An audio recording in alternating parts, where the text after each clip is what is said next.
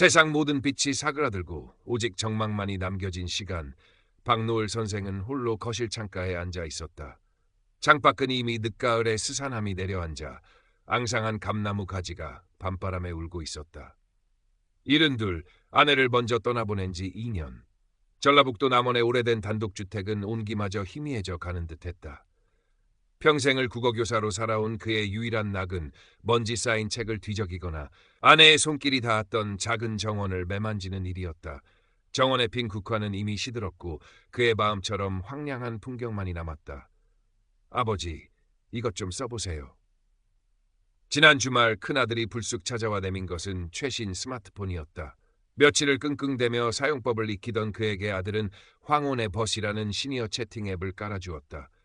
아버지도 이제 세상과 좀 소통하셔야죠. 아들의 말에는 걱정과 함께 약간의 부담을 떠넘기는 듯한 뉘앙스가 섞여 있었다. 박노을은 마지못해 앱을 열었다. 낯선 이름과 사진들이 화면을 가득 채웠다. 이게 다 뭔가 싶어 눈살을 찌푸리던 그의 시선이 한 프로필에 머물렀다. 서연이라는 이름 옆에는 앳되고 청순해 보이는 젊은 여성의 사진이 걸려 있었다. 어딘가 슬픔을 머금은 듯한 눈망울이었다. 며칠 후 박노을이 무심코 앱에 올린 짧은 시 한 구절에 서연으로부터 메시지가 도착했다.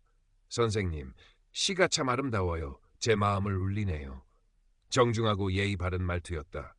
박노을은 자신도 모르게 답장을 보냈다. 그렇게 그들의 대화는 시작되었다. 서연은 자신을 홀어머니를 모시고 어렵게 미술 공부를 하는 23살 학생이라고 소개했다. 박노을은 그녀의 글에서 느껴지는 섬세한 감수성과 자신의 글을 알아주는 마음의 호감을 느꼈다. 잊고 지냈던 누군가와 연결된다는 감각이 희미하게 되살아나는 듯했다. 텅 빈 집에 홀로 남겨진 그에게 서연의 메시지는 한 줄기 빛처럼 다가왔다. Current Part Characters 1393, Total Characters 1393. 박노을과 서연은 매일같이 채팅을 주고받으며 빠르게 가까워졌다. 서연은 박노을을 선생님이라 부르며 깍듯이 대했고 그의 이야기에 귀 기울이며 깊은 존경심을 표했다. 박노을은 서연에게서 오래전 자신이 아꼈던 가정 형편이 어려워 방황하던 제자들의 모습을 떠올렸다. 가르치고 이끌어주고 싶다는 스승으로서의 본능과 함께 애틋한 부성애가 마음 한구석에서 피어올랐다. 선생님, 오늘따라 선생님의 따뜻한 말씀이 유난히 그리워요. 서연은 종종 자신의 어려운 처지를 은근히 드러내며 동정심을 자아냈다. 홀어머니의 병환, 밀린 월세, 그림 도구를 살 돈이 없어 꿈을 접어야 할지도 모른다는 안타까운 사연들이었다. 박노을의 마음은 무겁게 가라앉았다. 그는 서연의 이야기가 사실인지 아닌지 따져 묻기보다는 그저 그녀의 고통에 공감하고 위로를 건네고 싶었다. 어쩌면 그는 서연을 통해 과거 제자들에게 미처 다 해주지 못했던 것들을 보상받고 싶은 심리였는지도 모른다. 어느 날 서연은 조심스럽게 입을 열었다. 선생님, 정말 염치 없지만 혹시 교통비라도 조금 빌려주실 수 있을까요? 어머니 병원에 다녀와야 하는데 수중에 돈이 한 푼도 없어서요. 박노을은 순간 망설였다. 생면부지의 사람에게 돈을 빌려준다는 것은 평생을 원칙대로 살아온 그에게는 있을 수 없는 일이었다. 하지만 화면 너머로 느껴지는 서연의 간절함, 그리고 그녀의 슬픈 눈망울이 떠올라 차마 거절할 수가 없었다. 그는 떨리는 손으로 서연이 알려준 계좌번호로 약간의 돈을 보냈다.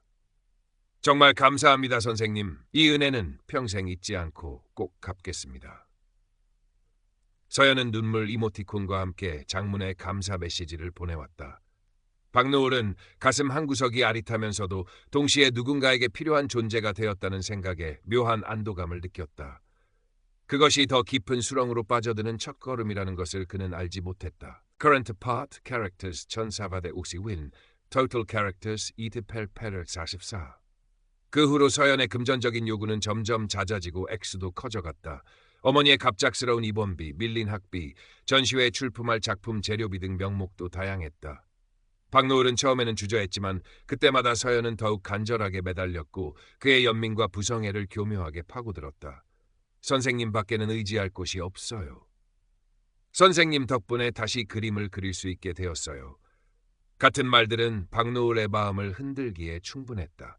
박노을은 서연을 돕기 위해 평생을 아껴 모은 적금을 깨고 심지어 아내가 남긴 유품 중 값나가는 폐물까지 몰래 처분했다. 그의 통장 잔고는 빠르게 줄어들었지만 그는 오히려 서연의 꿈을 지켜주고 있다는 생각에 일종의 사명감마저 느꼈다. 그의 일상은 온통 서연과의 채팅과 그녀의 안위를 걱정하는 것으로 채워졌다. 자식들에게는 이 사실을 철저히 숨겼다.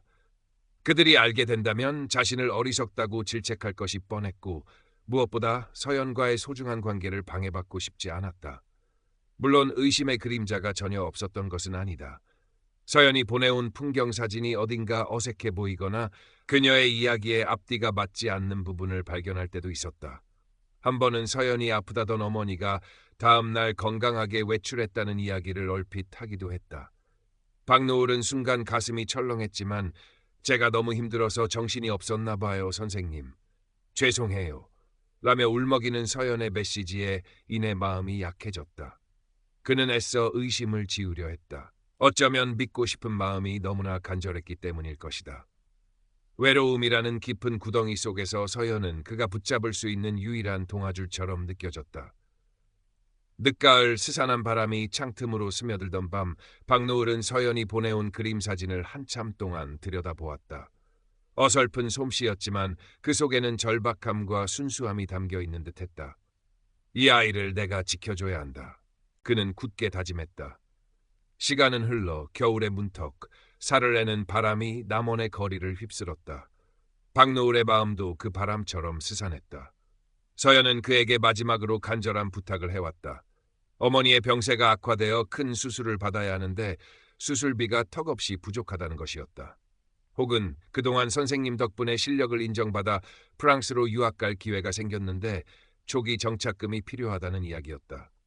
어떤 이야기든 결론은 하나, 박노을의 남은 노후 자금 전부를 필요로 한다는 것이었다. 선생님, 이번 일만 잘 해결되면 제가 꼭 남원으로 찾아뵙고 평생 은혜를 갚겠습니다.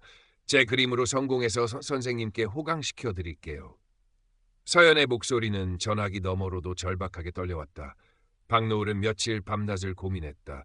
이것은 그의 마지막 남은 모든 것이었다. 이 돈이 없으면 그의 노후는 그야말로 막막해질 터였다. 하지만 서연의 눈물 어린 호소와 미래에 대한 희망찬 약속은 그의 이성을 마비시켰다. 그는 결국 서연을 믿기로 그녀의 미래에 자신의 모든 것을 걸어보기로 결심했다. 다음 날 아침 박노을은 떨리는 가슴을 안고 은행으로 향했다. 창구에 앉아 거액의 송금 신청서를 작성하는 그의 손은 미세하게 떨리고 있었다. 은행원은 송금액과 수취인을 확인하더니 의아한 표정으로 그를 바라보았다. 선생님, 혹시 이분과 어떤 관계이신가요? 요즘 젊은 사람을 대상으로 한 보이스피싱이나 로맨스 스캠 사기가 많아서요. 은행원의 조심스러운 물음에 박노을은 얼굴이 붉어지며 완강히 부인했다. 내 딸 같은 아이요. 내가 후원하는 학생이니 걱정 마시오. 하지만 은행원은 집요하게 최근 사기 사례들을 설명하며 그를 만류했다. 박노을은 불쾌감과 함께 마음 한구석에서 불안감이 엄습하는 것을 느꼈다. 그러나 이미 서연에게 약속한 터 그는 은행원의 만류를 뿌리치고 송금 버튼을 눌렀다. Current Part Characters 1425 Total Characters 5884 은행을 나서는 박노을의 발걸음은 천근만근 무거웠다. 정말 괜찮을까? 애써 불안감을 떨치며 집에 돌아와 서연에게 연락을 시도했다. 하지만 그녀의 전화기는 꺼져 있었고 황혼의벗 앱의 프로필은 삭제된 후였다. 싸늘한 예감이 그의 등줄기를 훑고 지나갔다. 몇 번이고 다시 전화하고 메시지를 보내봤지만 돌아오는 것은 차가운 침묵뿐이었다. 박노을은 그 자리에 주저앉았다. 온몸에 피가 빠져나가는 듯한 절망감과 함께 자신의 어리석음에 대한 참을 수 없는 분노가 치밀어 올랐다. 믿었던 모든 것이 한순간에 무너져 내렸다. 서연의 다정한 목소리, 슬픈 눈망울, 간절한 호소, 그 모든 것이 자신을 속이기 위한 연극이었다는 사실을 받아들이기 어려웠다. 그는 며칠을 식음을 전폐하고 방 안에 틀어박혀 끙끙 앓았다. 아내의 영정사진 앞에서 하염없이 눈물만 흘렸다. 자신의 평생이 그리고 아내와 함께 읽었던 모든 시와 문학 작품들이 한낱 사기꾼의 농간에 산산조각 난 것 같았다. 결국 견디다 못한 박노을은 큰아들에게 모든 사실을 털어놓았다. 아들은 처음에는 믿을 수 없다는 표정으로 아버지를 바라보다가 이내 깊은 한숨과 함께 안타까움을 금치 못했다. 아버지, 어떻게 이런 일에? 아들의 목소리에는 원망과 질책보다는 연민이 더 크게 담겨 있었다. 아들의 부축을 받아 박노을은 남원 경찰서로 향했다. 그의 삶에서 경찰서는 처음 와보는 낯선 공간이었다. 사건은 젊은 형사인 최민준 경위에게 배당되었다. 최 경위는 박노을의 진술을 들으며 처음엔 그를 전형적인 노인 대상 사기 피해자로 대했다. 건조한 말투와 사무적인 태도. 하지만 수사가 진행될수록 박노을의 순수함과 서연이라는 존재에 대한 복잡한 감정, 분노와 배신감 속에서도 희미하게 남아있는 연민과 안타까움을 감지하면서 최경희의 마음은 조금씩 움직이기 시작했다. 그는 단순히 사건 파일을 넘기는 것을 넘어 이 늙은 교사의 상처 입은 영혼을 들여다보기 시작했다. 최경희의 수사는 신속하게 진행되었다. 서연이 보낸 사진들은 인터넷에서 도용된 것이었고 그녀가 말했던 홀어머니와 미술 공부 이야기는 모두 거짓으로 드러났다. 박노을이 돈을 보냈던 계좌는 대포 통장이었고 추적은 쉽지 않았다. 하지만 최경희는 포기하지 않고 끈질기게 단서를 파고들었다. 박노을은 수사 과정을 전해 들을 때마다 가슴이 무너져 내리는 것 같았다. 자신이 그토록 믿고 의지했던 모든 것이 허상이었다는 사실을 매 순간 확인해야 하는 고통은 상상 이상이었다. 그는 자신이 평생 학생들에게 가르쳤던 진실과 정의라는 단어가 얼마나 공허하게 느껴지는지 절감했다. 선생님, 너무 자책하지 마십시오. 사기꾼들은 사람의 가장 약한 부분을 파고듭니다. 선생님의 따뜻한 마음을 이용한 그놈이 나쁜 겁니다. 최경희는 박노을을 찾아와 진심으로 위로를 건넸다. 그의 투박하지만 진심 어린 말은 박노을에게 작은 위안이 되었다. 최경희는 박노을의 집을 방문하여 그가 서연과 나누었던 대화 기록을 꼼꼼히 살피고 박노을이 기억하는 사소한 단서 하나라도 놓치지 않으려 했었다. 박노을은 최경희에게서 젊은 시절 자신의 모습을 보는 듯한 착각에 빠지기도 했다. 정의를 향한 열정과 약자에 대한 연민을 가진 그런 모습 말이다. 시간이 얼마나 흘렀을까? 마침내 최경희로부터 연락이 왔다. 범인을 검거했다는 소식이었다. 박노을의 심장은 거세게 요동쳤다. 그토록 알고 싶었던 서연의 진짜 모습을 마주할 시간이 다가온 것이다. 두려움과 함께 일말의 기대감이 교차했다. 아주 어쩌면 그녀에게도 말 못할 딱한 사정이 있었을지도 모른다는 어리석은 희망의 끈을 그는 아직 놓지 못하고 있었다. Current Part Characters 1290, Total Characters 86행보. 경찰서 조사실. 박노을은 유리창 너머로 서연의 진짜 모습을 보았다. 그는 23살의 청순한 여대생이 아니었다. 깡마른 체구에 날카로운 눈매를 한 20대 후반으로 보이는 낯선 남자였다. 이름은 이준영. 박노을은 순간 숨이 멎는 듯했다. 저토록 평범하고 어딘가 초라해 보이기까지 하는 청년이 자신을 그토록 처참하게 기만했다는 사실을 믿을 수가 없었다. 이준영은 박노을과 눈이 마주치자 피식 웃으며 고개를 돌렸다. 그의 얼굴에는 일말의 죄책감이나 미안함도 찾아볼 수 없었다. 오히려 냉소와 조롱만이 가득했다. 다들 외로우니까 쉽게 속는 거 아니겠어요? 선생님 같은 분들 등쳐먹는 게 제일 쉬웠어요. 안 그래요? 취조실에서 들려오는 그의 목소리는 박노을의 마지막 남은 희망마저 산산조각냈다. 박노을은 온몸에서 힘이 빠져나가며 그 자리에 풀썩 주저앉을 뻔했다. 최경희가 다가와 그의 어깨를 부축했다. 선생님 괜찮으십니까? 박노을은 아무 말도 할 수 없었다. 그저 텅 빈 눈으로 허공만 바라볼 뿐이었다. 그가 그토록 지켜주고 싶었던 존재, 그의 마지막 노후를 걸었던 희망이 한낱 추악한 사기꾼의 모습으로 눈앞에 서 있었다. 수치심, 분노, 허탈감, 그리고 깊이를 알 수 없는 슬픔이 그의 온 마음을 휘감았다. 집으로 돌아오는 길, 박노을은 한마디도 하지 않았다. 그의 마음속에서는 수많은 질문과 감정들이 소용돌이치고 있다. 내가 뭘 잘못한 걸까? 왜 나는 그토록 어리석었을까? 평생을 바르게 살려고 노력했는데 왜 이런 시련이 나에게 닥친 걸까? 아내의 얼굴이 떠올랐다. 만약 그녀가 살아있었다면 자신은 이런 어리석은 짓을 하지 않았을까? 하지만 모든 것은 부질없는 가정일 뿐이었다. Current Part Characters 1218, Total Characters 983. 박노을은 그 후로 한동안 깊은 우울감에 시달렸다. 밤에는 잠을 이루지 못했고 낮에는 멍하니 창밖만 바라보았다. 음식도 제대로 넘기지 못해 몸은 점점 쇠약해져 갔다. 자식들은 번갈아 찾아와 그를 위로했지만 그의 상처는 쉽게 아물지 않았다. 잃어버린 돈보다 더 큰 것은 사람에 대한 신뢰와 자기 자신에 대한 존중감이었다. 그는 자신이 평생 쌓아올린 모든 것이 한순간에 부정당한 것 같은 느낌을 지울 수 없었다. 최민준 경위는 사건이 종결된 후에도 가끔 박노을에게 안부 전화를 걸거나 찾아왔다. 그는 박노을에게 이준영에 대한 몇 가지 이야기를 전해주었다. 이준영은 불우한 환경에서 자랐고 전과도 여러 번 있었으며 그 역시 다른 범죄의 피해자였을 가능성도 있다는 것이었다. 하지만 그것은 이준영의 죄를 정당화할 수는 없었다. 박노을은 그 이야기를 들으며 더욱 복잡한 감정에 휩싸였다. 연민과 분노가 뒤섞여 그의 마음을 어지럽혔다. 선생님, 그놈은 자기 인생을 그렇게 살기로 선택한 겁니다. 선생님은 선생님의 삶을 사셔야 합니다. 최경희의 담담한 말은 박노을에게 작은 파문을 일으켰다. 그래, 나는 내 삶을 살아야 한다. 언제까지 이렇게 무너져 있을 수는 없다. 그는 조금씩 기력을 차리려 노력했다. 아내가 가꾸던 정원의 잡초를 뽑기 시작했고 먼지 쌓인 책들을 다시 꺼내 읽었다. 여전히 서연의 목소리가 환청처럼 들려오고 이준영의 냉소적인 얼굴이 떠올라 괴로웠지만 그는 애써 그것들을 밀어내려 했다. 어느 날 박노을은 책상 서랍 깊숙한 곳에서 낡은 만년필을 발견했다. 아내가 선물해 준 것이었다. 그는 만년필을 손에 쥐고 하얀 종이 위에 무언가를 적기 시작했다. 자신의 어리석음, 상실감, 그리고 아주 작은 희망에 대해서.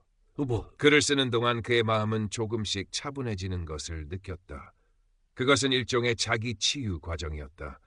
시간이 흘러 겨울이 가고 남원에도 봄 기운이 찾아왔다. 박노을의 정원에도 작은 새싹들이 고개를 내밀기 시작했다. 그는 여전히 완벽하게 회복된 것은 아니었다. 문득문득 찾아오는 허탈감과 불면의 밤은 계속되었지만 예전처럼 절망의 늪에 빠져 허우적거리지는 않았다. 그는 자신의 상처를 외면하지 않고 그것을 안고 살아가는 법을 조금씩 배우고 있었다. 큰아들은 아버지에게 새로운 취미를 가져보는 것이 어떻겠냐며 남원 시내 노인복지관의 여러 프로그램 안내문을 가져다 주었다. 박노을은 그중 스마트폰 활용 교육과 컴퓨터 기초반 강좌 안내문을 한참 동안 물끄러미 바라보았다. 자신을 나락으로 떨어뜨린 그 작은 기계가 이제는 새로운 세상으로 나아가는 문이 될 수도 있다는 아이러니를 느꼈다. 며칠 후 박노을은 떨리는 마음으로 노인복지관을 찾았다. 그곳에는 그와 비슷한 연배의 많은 노인들이 서툰 손놀림으로 스마트폰을 배우고 있었다. 그는 조용히 그들 사이에 앉아 강사의 설명을 들었다. 어색하고 어려웠지만 새로운 것을 배운다는 것에 대한 작은 설렘이 느껴졌다. 그는 더 이상 황혼의 벗 같은 앱은 사용하지 않겠지만 적어도 세상과 단절된 채 홀로 고립되지는 않으리라 다짐했다. 가끔 최민준 경위가 찾아와 함께 막걸리를 한 잔 기울이기도 했다.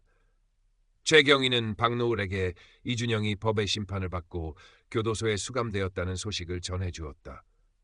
박노을은 담담하게 그 소식을 들었다. 그에게는 더 이상 이준영에 대한 증오나 복수심 같은 격한 감정은 남아있지 않았다. 그저 한 인간의 어리석음과 뒤틀린 욕망이 안타까울 뿐이었다. 어느 맑은 봄날 오후 박노을은 자신의 서재 창가에 앉아 새로 산 작은 난 화분에 물을 주고 있었다. 창밖으로는 따스한 햇살이 쏟아져 내렸고 정원에는 아내가 좋아했던 연분홍 철쭉이 활짝 피어 있었다. 그의 얼굴에는 오랜만에 희미하지만 평온한 미소가 떠올랐다. 그는 책상 위에 놓인 스마트폰을 잠시 바라보았다. 그 안에는 더 이상 서연과의 대화창도 황혼의 벗 앱도 없었다. 대신 손주들의 사진과 아들이 보내준 클래식 음악 플레이리스트가 자리하고 있었다. 박노을은 낡은 만년필을 꺼내 일기장을 폈다. 오늘 정원의 철쭉이 참 곱게 피었다. 아내가 살아있었다면 분명 좋아했을 것이다. 지난 겨울은 유난히 길고 추웠지만 봄은 어김없이 찾아왔다. 내 마음에도 작은 봄이 오고 있는 것일까? 잃어버린 것들은 많지만 그럼에도 불구하고 살아가야 할 이유 또한 남아있음을 깨닫는다. 어리석었던 과거를 완전히 지울 수는 없겠지만 그것 또한 내 삶의 일부로 받아들이기로 했다. 노을빛 아래 드리워졌던 짙은 그림자도 언젠가는 희미해지리라 믿는다. 그는 조용히 일기장을 덮었다. 창밖에서는 지저귀는 새소리가 평화롭게 들려왔다.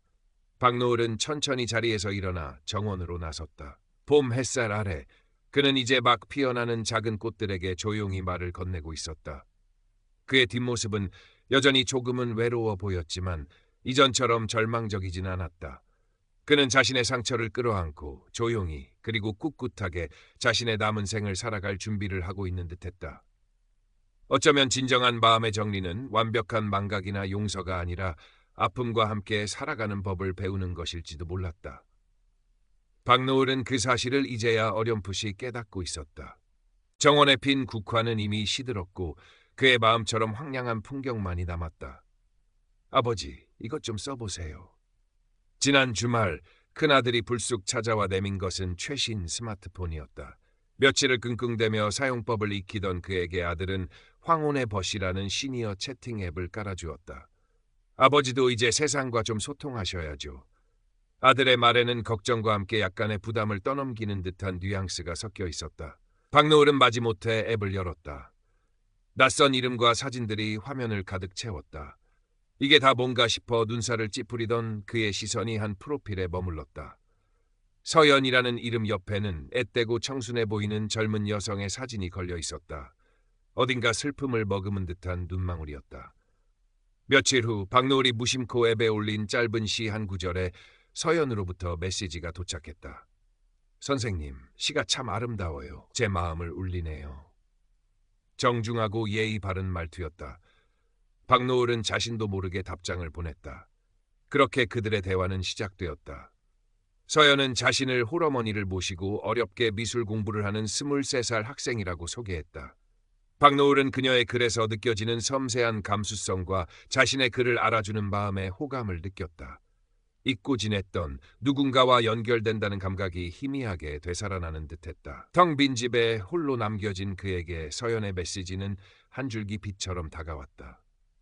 박노을과 서연은 매일같이 채팅을 주고받으며 빠르게 가까워졌다. 서연은 박노을을 선생님임이라 부르며 깍듯이 대했고 그의 이야기에 귀 기울이며 깊은 존경심을 표했다. 박노을은 서연에게서 오래전 자신이 아꼈던 가정 형편이 어려워 방황하던 제자들의 모습을 떠올렸다. 가르치고 이끌어주고 싶다는 스승으로서의 본능과 함께 애틋한 부성애가 마음 한구석에서 피어올랐다. 선생님, 오늘따라 선생님의 따뜻한 말씀이 유난히 그리워요. 서연은 종종 자신의 어려운 처지를 은근히 드러내며 동정심을 자아냈다. 홀어머니의 병환, 밀린 월세, 그림 도구를 살 돈이 없어 꿈을 접어야 할지도 모른다는 안타까운 사연들이었다. 박노을의 마음은 무겁게 가라앉았다. 그는 서연의 이야기가 사실인지 아닌지 따져 묻기보다는 그저 그녀의 고통에 공감하고 위로를 건네고 싶었다. 어쩌면 그는 서연을 통해 과거 제자들에게 미처 다 해주지 못했던 것들을 보상받고 싶은 심리였는지도 모른다. 어느 날 서연은 조심스럽게 입을 열었다. 선생님, 정말 염치 없지만 혹시 교통비라도 조금 빌려주실 수 있을까요? 어머니 병원에 다녀와야 하는데 수중에 돈이 한 푼도 없어서요. 박노을은 순간 망설였다. 생면부지의 사람에게 돈을 빌려준다는 것은 평생을 원칙대로 살아온 그에겐 있을 수 없는 일이었다. 하지만 화면 너머로 느껴지는 서연의 간절함 그리고 그녀의 슬픈 눈망울이 떠올라 차마 거절할 수가 없었다. 그는 떨리는 손으로 서연이 알려준 계좌번호로 약간의 돈을 보냈다. 정말 감사합니다, 선생님. 이 은혜는 평생 잊지 않고 꼭 갚겠습니다. 서연은 눈물 이모티콘과 함께 장문의 감사 메시지를 보내왔다. 박노을은 가슴 한구석이 아릿하면서도 동시에 누군가에게 필요한 존재가 되었다는 생각에 묘한 안도감을 느꼈다. 그것이 더 깊은 수렁으로 빠져드는 첫걸음이라는 것을 그는 알지 못했다. 그 후로 서연의 금전적인 요구는 점점 잦아지고 액수도 커져갔다.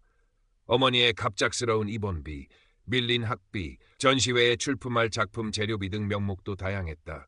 박노을은 처음에는 주저했지만 그때마다 서연은 더욱 간절하게 매달렸고 그의 연민과 부성애를 교묘하게 파고들었다. 선생님 밖에는 의지할 곳이 없어요. 선생님 덕분에 다시 그림을 그릴 수 있게 되었어요. 같은 말들은 박노을의 마음을 흔들기에 충분했다. 박노을은 서연을 돕기 위해 평생을 아껴 모은 적금을 깨고 심지어 아내가 남긴 유품 중 값나가는 폐물까지 몰래 처분했다. 그의 통장 잔고는 빠르게 줄어들었지만 그는 오히려 서연의 꿈을 지켜주고 있다는 생각에 일종의 사명감마저 느꼈다. 그의 일상은 온통 서연과의 채팅과 그녀의 안위를 걱정하는 것으로 채워졌다. 자식들에게는 이 사실을 철저히 숨겼다. 그들이 알게 된다면 자신을 어리석다고 질책할 것이 뻔했고 무엇보다 서연과의 소중한 관계를 방해받고 싶지 않았다. 물론 의심의 그림자가 전혀 없었던 것은 아니다. 서연이 보내온 풍경 사진이 어딘가 어색해 보이거나 그녀의 이야기에 앞뒤가 맞지 않는 부분을 발견할 때도 있었다. 한 번은 서연이 아프다던 어머니가 다음날 건강하게 외출했다는 이야기를 얼핏 하기도 했다. 박노을은 순간 가슴이 철렁했지만 제가 너무 힘들어서 정신이 없었나 봐요, 선생님. 죄송해요. 라며 울먹이는 서연의 메시지에 이내 마음이 약해졌다. 그는 애써 의심을 지우려 했다. 어쩌면 믿고 싶은 마음이 너무나 간절했기 때문일 것이다. 외로움이라는 깊은 구덩이 속에서 서연은 그가 붙잡을 수 있는 유일한 동아줄처럼 느껴졌다. 늦가을 스산한 바람이 창틈으로 스며들던 밤, 박노을은 서연이 보내온 그림 사진을 한참 동안 들여다보았다. 어설픈 솜씨였지만 그 속에는 절박함과 순수함이 담겨 있는 듯했다. 이 아이를 내가 지켜줘야 한다. 그는 굳게 다짐했다. 시간은 흘러 겨울의 문턱, 사르르는 바람이 남원의 거리를 휩쓸었다. 박노을의 마음도 그 바람처럼 스산했다. 서연은 그에게 마지막으로 간절한 부탁을 해왔다. 어머니의 병세가 악화되어 큰 수술을 받아야 하는데 수술비가 턱없이 부족하다는 것이었다. 혹은 그동안 선생님 덕분에 실력을 인정받아 프랑스로 유학 갈 기회가 생겼는데 초기 정착금이 필요하다는 이야기였다. 어떤 이야기든 결론은 하나, 박노을의 남은 노후 자금 전부를 필요로 한다는 것이었다. 선생님, 이번 일만 잘 해결되면 제가 꼭 남원으로 찾아뵙고 평생 은혜를 갚겠습니다. 제 그림으로 성공해서 선생님께 호강시켜 드릴게요. 서연의 목소리는 전화기 너머로도 절박하게 떨려왔다. 박노을은 며칠 밤낮을 고민했다. 이것은 그의 마지막 남은 모든 것이었다. 이 돈이 없으면 그의 노후는 그야말로 막막해질 터였다. 하지만 서연의 눈물 어린 호소와 미래에 대한 희망찬 약속은 그의 이성을 마비시켰다.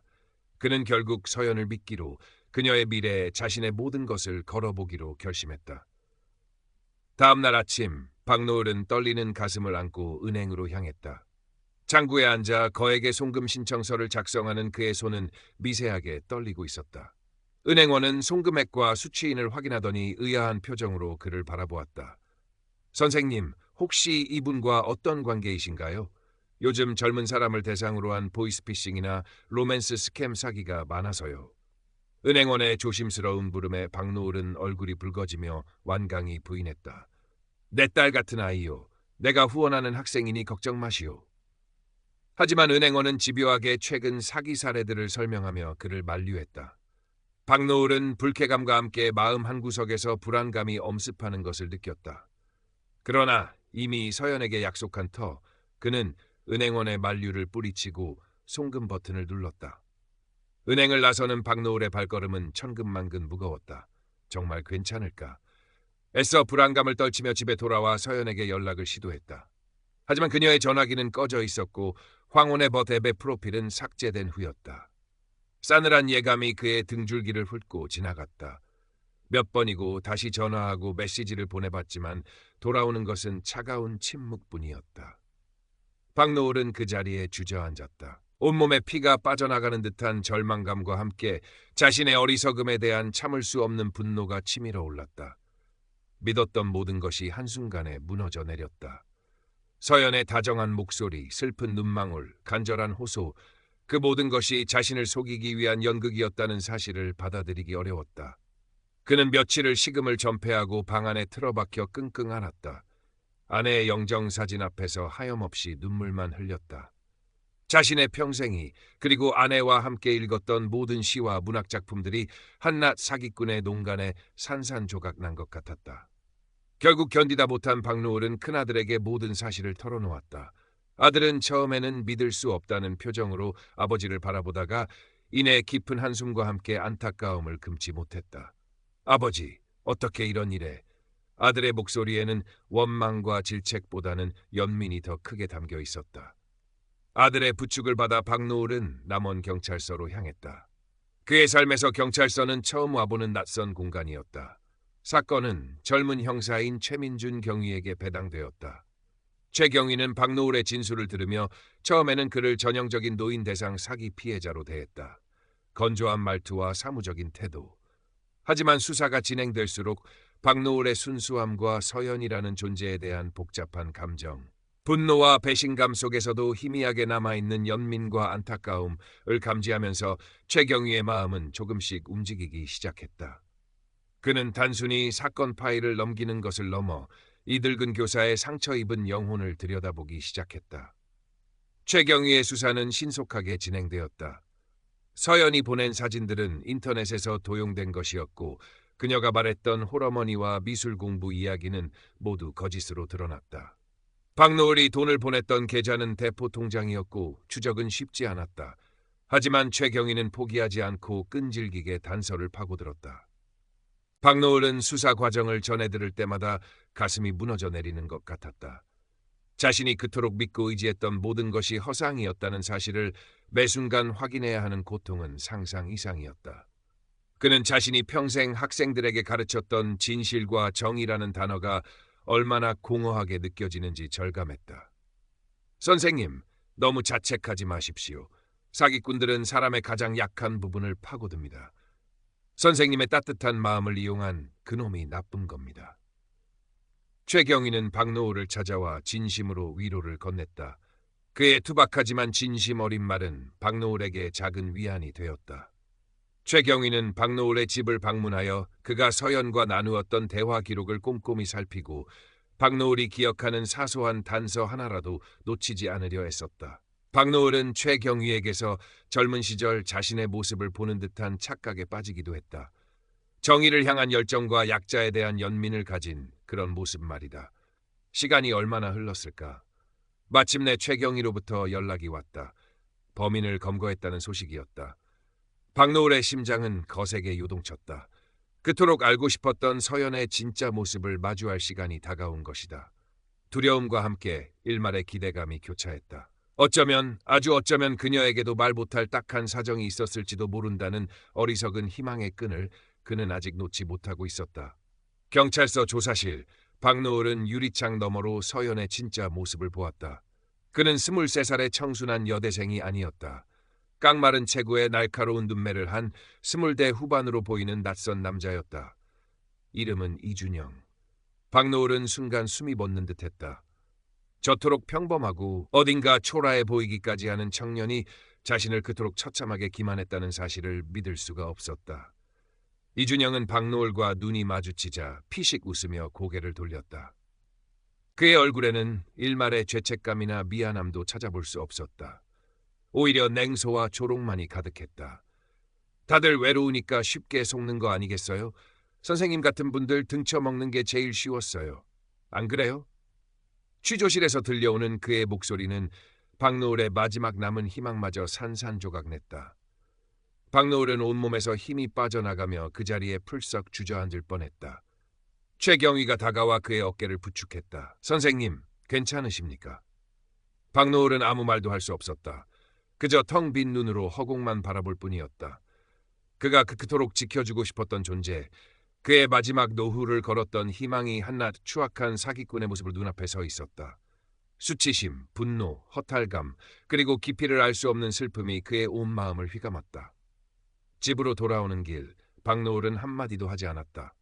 그의 마음속에서는 수많은 질문과 감정들이 소용돌이치고 있었다. 내가 뭘 잘못한 걸까? 왜 나는 그토록 어리석었을까? 평생을 바르게 살려고 노력했는데 왜 이런 시련이 나에게 닥친 걸까? 아내의 얼굴이 떠올랐다. 만약 그녀가 살아있었다면 자신은 이런 어리석은 짓을 하지 않았을까? 하지만 모든 것은 부질없는 가정일 뿐이었다. 박노을은 그 후로 한동안 깊은 우울감에 시달렸다. 밤에는 잠을 이루지 못했고 낮에는 멍하니 창밖만 바라보았다. 음식도 제대로 넘기지 못해 몸은 점점 쇠약해져 갔다. 자식들은 번갈아 찾아와 그를 위로했지만 그의 상처는 쉽게 아물지 않았다. 잃어버린 도보다 더 큰 것은 사람에 대한 신뢰와 자기 자신에 대한 존중감이었다. 그는 자신이 평생 쌓아올린 모든 것이 한순간에 부정당한 것 같은 느낌을 지울 수 없었다. 최민준 경위는 사건이 종결된 후에도 가끔 박노을에게 안부 전화를 걸거나 찾아왔다. 그는 박노을에게 이준영에 대한 몇 가지 이야기를 전해주었다. 이준영은 불우한 환경에서 자랐고 전과도 여러 번 있었으며 그 역시 다른 범죄의 피해자였을 가능성도 있다는 것이었다.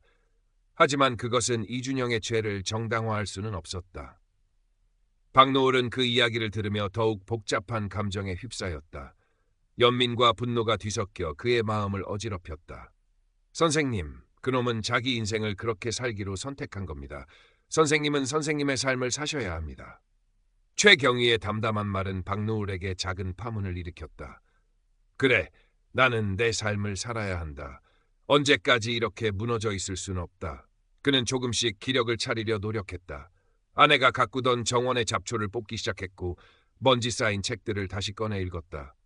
여전히 서연의 목소리가 환청처럼 들려오고 이준영의 냉소적인 얼굴이 떠올라 괴로웠지만 그는 애써 그것들을 밀어내려 했다.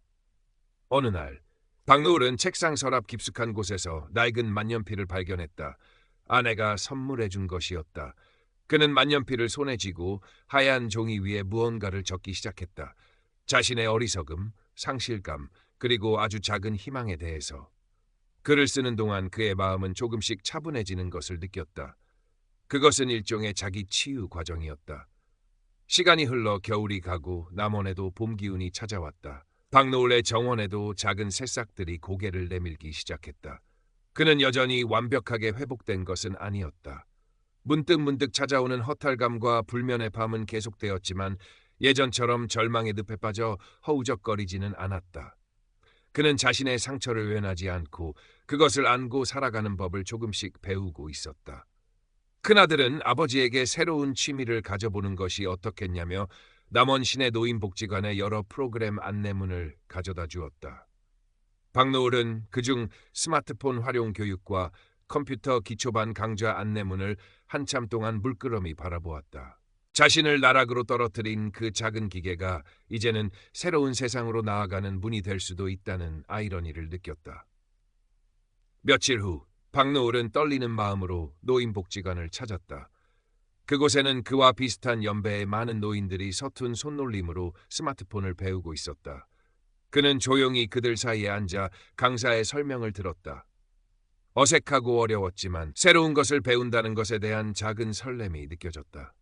그는 더 이상 황혼의 벗 같은 앱은 사용하지 않겠지만 적어도 세상과 단절된 채 홀로 고립되지는 않으리라 다짐했다. 가끔 최민준 경위가 찾아와 함께 막걸리를 한 잔 기울이기도 했다. 최경희는 박노을에게 이준영이 법의 심판을 받고 교도소에 수감되었다는 소식을 전해주었다. 박노을은 담담하게 그 소식을 들었다. 그에게는 더 이상 이준영에 대한 증오나 복수심 같은 격한 감정은 남아있지 않았다. 그저 한 인간의 어리석음과 뒤틀린 욕망이 안타까울 뿐이었다. 어느 맑은 봄날 오후 박노을은 자신의 서재 창가에 앉아 새로 산 작은 난 화분에 물을 주고 있었다. 창밖으로는 따스한